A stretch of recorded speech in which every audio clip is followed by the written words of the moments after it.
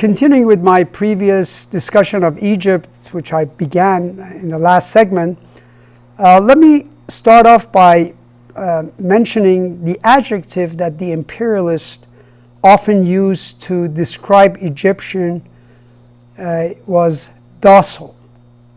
They viewed them as acquiescent and very nice people that would not be challenging them and would accept their rule. But the adjective docile was not used for description of four men that I want to talk about next. These are four Egyptians. And the British basically viewed these men with utter disdain and did their utmost to undermine these people. The first one is circa 1882, which coincides with the period in which the British end up actually having a formal direct rule over Egypt. The first man, his name is Ahmad Urabi, or sometimes called Urabi Pasha. Because of his agitation, the British first invaded Egypt with their troops. But in order to understand what really went on, we need to go back a few years to 1876 for some historical context. In that time period, 1876, Egypt is ruled by the grandson of Muhammad Ali, who we mentioned in the last segment. His name is Ismail the Magnificent, or Khedive Ismail. One of the things that made him magnificent was the amount of debt he had managed to create for Egypt. He followed pretty much the same pattern of wasteful expenditure that was characteristic of the Qajar king of Iran. So Ismail, like the Qajar king of Iran, began to borrow heavily from the Europeans. At one point, the total income of the government was equal to the interest payment on the loans that had been accumulated by Ismail. So when that point was reached, as was the pattern with European, the English and the French came into the country to collect taxes from the population. And of course, you can imagine how this is going to raise the anger of the population when you have foreigners coming in and taxing them. Ahmad Urabi, better known as Urabi Pasha, enters the political arena around this time, around 1882, I should say. And he is now the leader. The revolutionary momentum becomes so strong that it becomes quite obvious to the British that they are going to get kicked out unless they do something.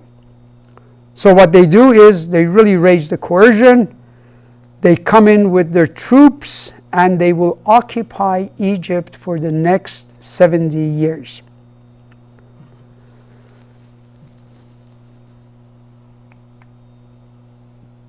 The major target of British Ahmad Urabi, and the man who is in charge of ensuring the defeat of Urabi is one Lord Cromer, who becomes the colonial officer. A few words about Lord Cromer. Without a doubt, he was an exceptional man, but extremely paternalistic. He likes Egyptians a lot as long as they remain docile. In other words, just like Lawrence of Arabia, he liked Egyptians to whom he could tutor. He did a lot actually to improve the standards of living, and also, very important part for Egypt, the irrigation system, but he never improved educational system. You can ask yourself, why not? The answer is not difficult to guess. He was smart enough to understand that educated Egyptian would be demanding, and therefore education would simply speed up the Egyptian transition to mass politics, and of course that would spell terrible omen for the British rule over Egypt. Nonetheless, I want to be clear that he was regarded by many, and probably justifiably, as a man of integrity. In some ways, actually, he served a similar role in Egypt as Reza Shah actually served in the case of Iran. In other words, he helped modernize, especially the infrastructure of Egypt. Also, if you go back to the previous lecture, you will notice that we depicted Cromer's rule in the 2x2 table that I had about direct, indirect, formal, informal. We depicted his rule in the category of direct formal in that quadrant. But this is really a bit simplistic and not quite accurate. First, because there was a prime minister, and his name was Nobar Pasha. Nobar Pasha was a Christian Armenian, typical of the British choosing the minorities who were willing to cooperate. And Nobar was widely regarded as Cromer's puppet. Second, the difficulty of putting Egypt in that quadrant was that Egypt really officially is still part of the Ottoman Empire. Of course, the British just ignored that because they knew the Ottoman Empire had difficulty extending control, very much control into that area. There was a lot of, let's put it this way, the Egyptians were on a very long leash in terms of control by the Ottoman. So the category that I put in Cromer's rule, there are some inaccuracies that hopefully you're now aware of. That said, and this is more a commentary on Lord Cromer, the historical documents are extremely persuasive in one respect. The British never understood what was going on in Egypt. They thought to stay in Egypt, all they have to do is to be tough, but rule benignly. And they never understood that Egyptians really did not want it to be ruled by foreigners. They did not want to be a colony. And as the Egyptians became more and more politically aware, they began to resist them. The second man that also earned the contempt of the British, the period now we move up to around 1906, you will see that this is an important period, was Mustafa Kemal. He also became another target of Cromer. Mustafa Kemal, we will discuss this shortly, was the leader of a very important party, at least in the early political life of Egypt, the Watani Party. And the third man in the same period is Saad Zaghloul. He was not as directly the target of Cromer. You will see by 1906, there's good reason why he won't be the target anymore. But the Ummah Party was another important party in that period. Now, before discussing these two men, and the fourth man actually, I want to say a few words about the year of 1906, which I mentioned early on. In fact, the date is June 13, 1906. On that date, an incident occurred which became known as the Dinshawi affair. I don't have time to go into the details of that affairs, but this is something you can easily find out about by going on internet and reading about it. It is an important event because it serves as an abject lesson to those who believe that the only way the colonialists can deal with the people they subjugate is by relying on a policy of disproportionate force in order to make sure the Egyptians or the people that have been colonized know who is the boss. Later, when we discuss Israelis' attitudes toward uprising in the occupied Palestine, you will see that they too have learned nothing from the British experience. The Dinshawi incident begins with a hunting accident in this village of Dinshawi involving British soldiers, and then the accident leads to a fire, and some of the villagers are killed and wounded, and then they react.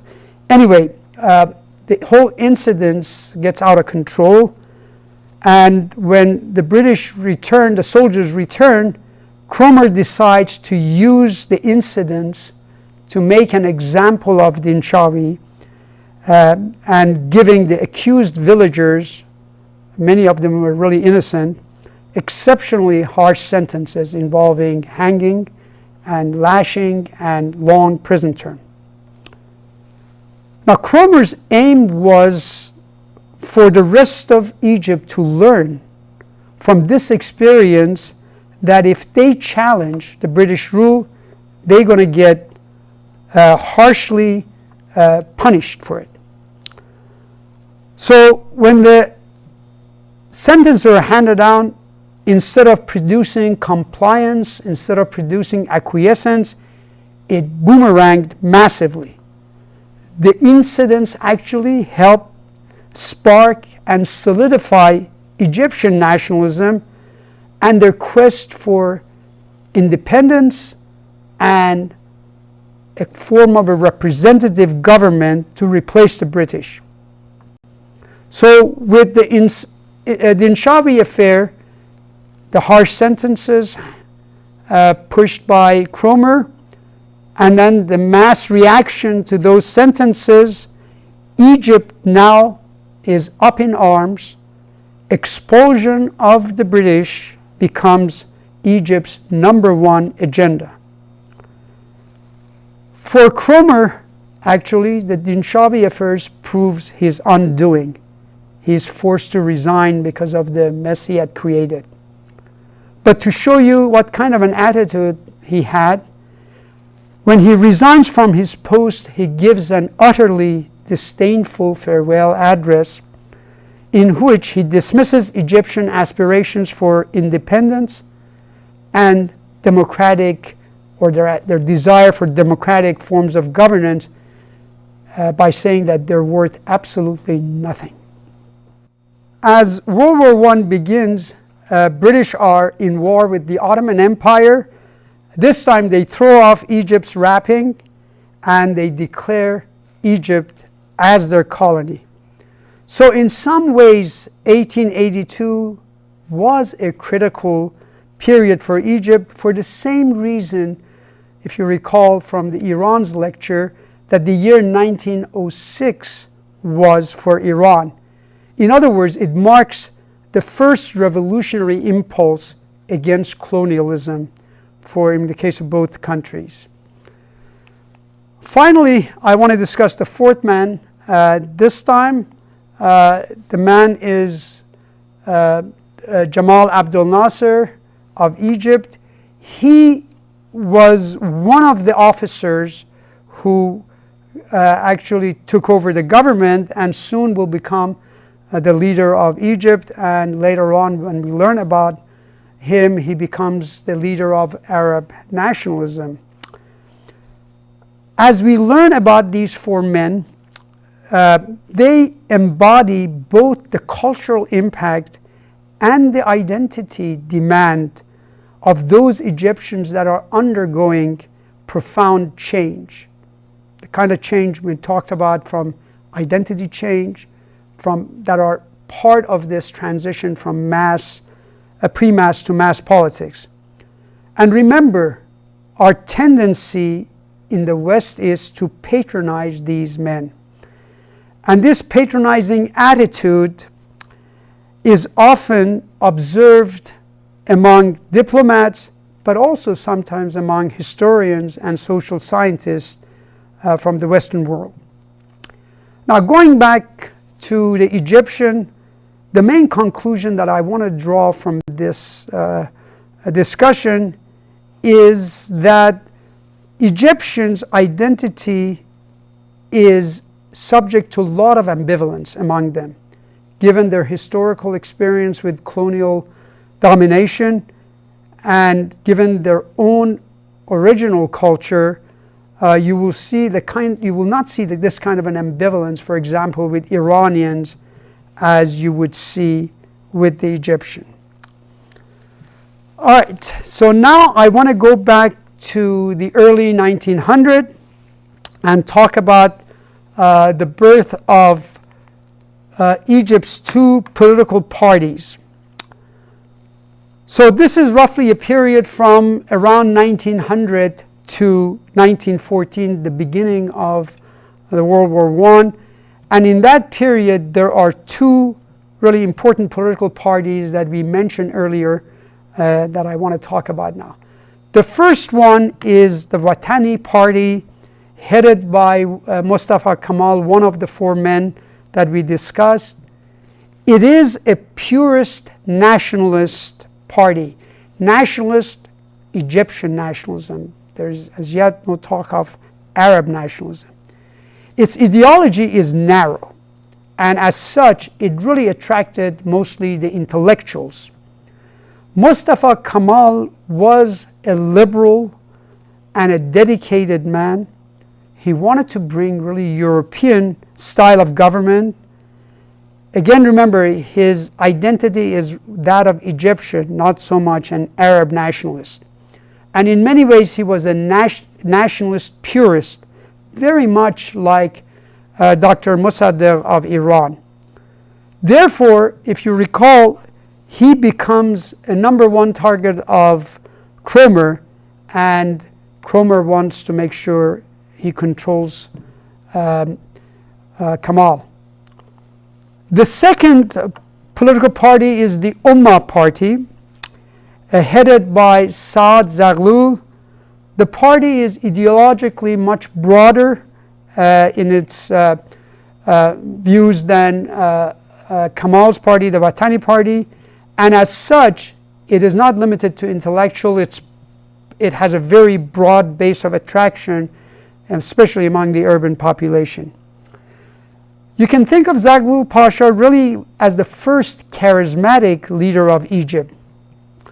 But in comparison to Mustafa Kemal, Zaghloul was much more accommodating to the British than Kemal was. Also remember, Lord Cromer is forced to resign from his post as a colonial officer because of the Dinshawi affair. But then situation for British improves a little, or they think it improves, because in 1908, Mustafa Kemal dies, and he's very young at the time of his death, only about 34 years old. But by now, the British wanted to really rule indirectly, because the cost of ruling directly was too much for their empire, and the empire had already passed its peak and was beginning to financially bleed. So the British want to rule indirectly because it's costly, but even more importantly, you are now beginning to see the outcropping of public opinion in much of the urban areas in Egypt. So they thought they could go to Zaghloul and have him rule on their behalf. But Zaghloul and his Ummah party used their increased role in the government, which was offered to them pretty much by the British, to add to their own independence.